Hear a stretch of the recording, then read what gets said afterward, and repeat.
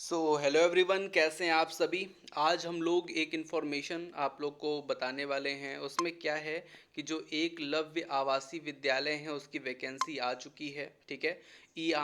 EMRS मतलब होता है एकलव्य मॉडल रेसिडेंशियल स्कूल जो है, उसमें जो शिक्षक भर्ती है वो आ चुकी है। ठीक है।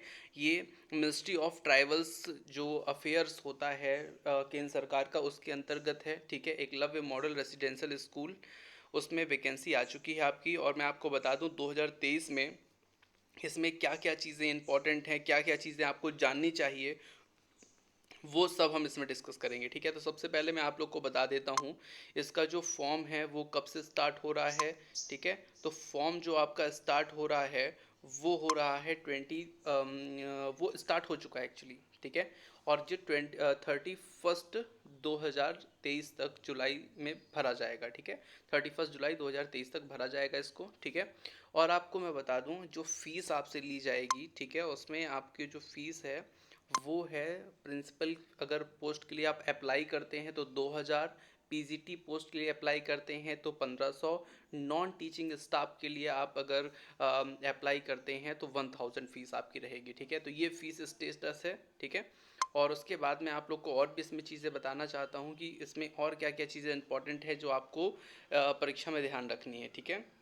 तो सबसे पहले मैं आप लोग को पोस्टें दिखा देता हूँ कि नंबर ऑफ़ पोस्टें कितनी हैं। अगर आप प्रिंसिपल पद के लिए अप्लाई करना चाहते हैं तो आपको 303 वैकेंसी हैं। ठीक है। अगर आप पीजीटी पोस्ट के लिए अप्लाई करना चाहते हैं तो आपके पास 2266 पोस्टें हैं सभी सब्जेक्ट में मिला करके। अकाउंटेंट की अगर आप तैयारी करते हैं, ठीक है, तो उसमें 361 पोस्टें हैं। जूनियर सेक्रेटरिएट असिस्टेंट तो 759 हैं। लैब अटेंडेंट की 373 हैं। ठीक है। टोटल जो पोस्टें हैं वो 4062 हैं। ठीक है। इस चीज़ को आपको ध्यान रखना है। फिर दूसरा, जो प्रिंसिपल अगर मैं पद की बात करूँ तो प्रिंसिपल पद में जो जर्नल के लिए पद दिए गए हैं वो दिए गए हैं 125।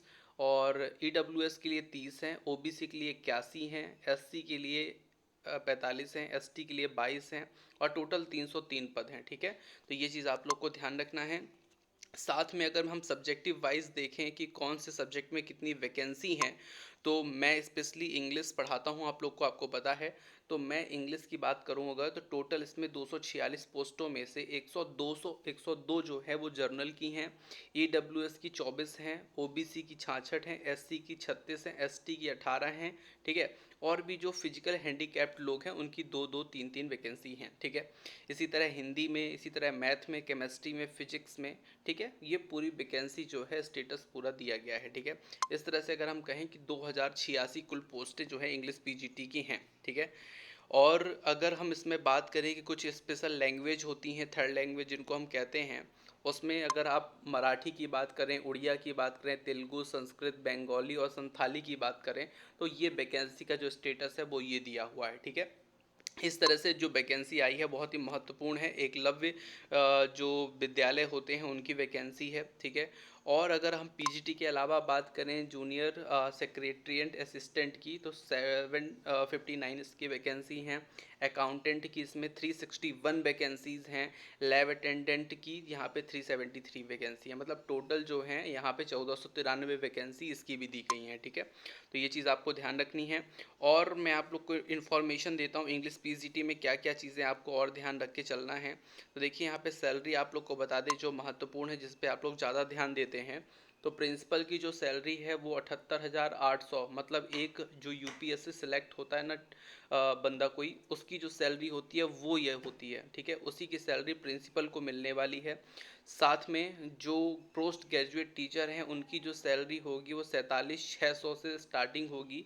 और 47,600 से अगर आप स्टार्टिंग होगी तो आप ये मान के चलिए कि आपकी जो टोटल पेमेंट होगी वो कम से कम नहीं तो 60+ है ना, 60+ नहीं और ज़्यादा, 70 के आसपास आपकी सैलरी जो है वो मिलेगी पूरे अलाउंसेस को मिला करके। ठीक है। अकाउंटेंट के लिए जो है वो 35,400 की 400 वैकेंसी है।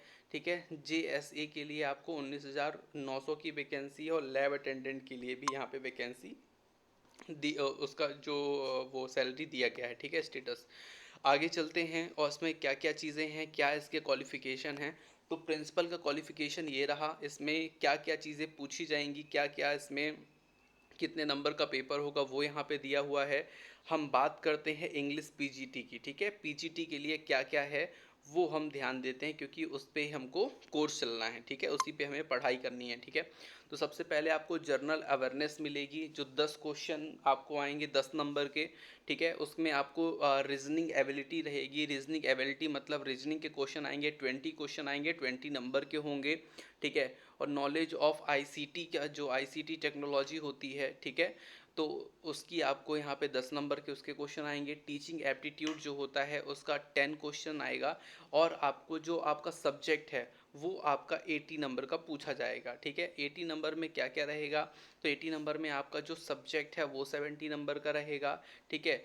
और experimental activity based pedagogy, pedagogy जो रहेगी वो 5 नंबर की रहेगी। और एनईपी, ठीक है, 2020 जो नई शिक्षा नीति थी उस पर जो पूछा जाएगा उस पर 5 क्वेश्चन पूछा जाएगा, ठीक है। और मैं आपको बता दूं, पार्ट 4 जो इसका रहेगा वो रहेगा लैंग्वेज कंपेटेंस। इसमें आपको इंग्लिश और इसमें आपको हिंदी, ये 2 सब्जेक्ट और आपसे पूछे जाएंगे 10-10 नंबर के। लेकिन ये आपके नंबर जो है वो कोर्स में ऐड नहीं होंगे, ठीक है। ये केवल इसलिए है क्योंकि आप इंग्लिश हिंदी को जानते हैं कि नहीं, और इसमें आपको इसके नंबर भी आपके परीक्षा पे जुड़ेंगे नहीं, केवल 40% आपको लाकर इसको क्वालिफाई करना होगा, ठीक है। तो ये चीज़ है, ठीक है, आपको ध्यान रखना है। अगर अकाउंटेंट की बात करें तो अकाउंटेंट का जो सिलेबस है वो ये है, ठीक है। इसके अकॉर्डिंग आप तैयारी कर सकते हैं अकाउंटेंट की, ठीक है।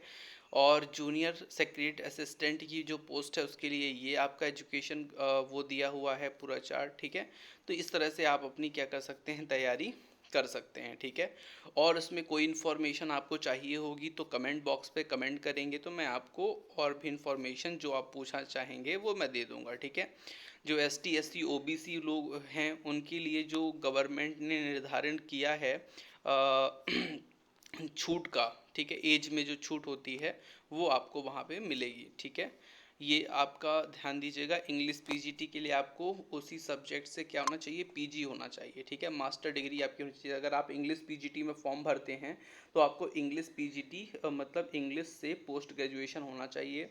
हिंदी से अगर भरते हैं तो हिंदी से पोस्ट ग्रेजुएशन होना चाहिए। और ये क्वालिफिकेशन जो जिस कोर्स पोस्ट के लिए भरेगा उसके लिए उसको होना चाहिए, ठीक है। तो ये चीज़ आपका इम्पॉर्टेंट है, इसको आप लोग को ध्यान दे के चलना है, पूरी चीज़ों को भूलना नहीं है। और ST SC OBC को जो छूट दी जाती हैं वो आपको मिलेंगी, उसमें कोई भी कमी नहीं की गई है, ठीक है। ST SC को जो है 5 साल की जो छूट होती है फॉर्म भरने की, मतलब वैसे तो 40 साल तक इसमें लिया गया है। अगर 40 साल से कोई ज़्यादा है तो उसको छूट कितने वर्ष की मिल रही है, 5 वर्ष की SC ST को मिल रही है, ठीक है। बैकवर्ड को 3 कहना चाहिए 3 साल की जो छूट मिल रही है, ठीक है। और भी जो छूट दी जाती हैं एज में वो यहाँ पे दर्शाई गई हैं, ठीक है। तो इस तरह से आपकी अच्छी तैयारी अगर आप करना चाहते हैं तो रेवा इंस्टीट्यूट से जुड़िए। रेवा इंस्टीट्यूट जल्द ही ला रहा है इंग्लिश पीजीटी का कोर्स, ठीक है। इंग्लिश पीजीटी कौन सा वाला, इंग्लिश पीजीटी MP टेट का तो चल रहा है। इंग्लिश पीजीटी जो EMRS भर्ती है, मतलब एकलव्य आवासीय विद्यालय, ठीक है, उसकी वैकेंसी का जल्दी ही आपको जो क्लास है वो स्टार्ट होंगी, ठीक है। तो आप लोग अगर तैयारी करना चाहते हैं तो बताइए, मैं जल्दी ही क्लास आप लोग की स्टार्ट करता हूँ, ठीक है। तो मिलते हैं नेक्स्ट सेशन पे। Thank you for watching dear students.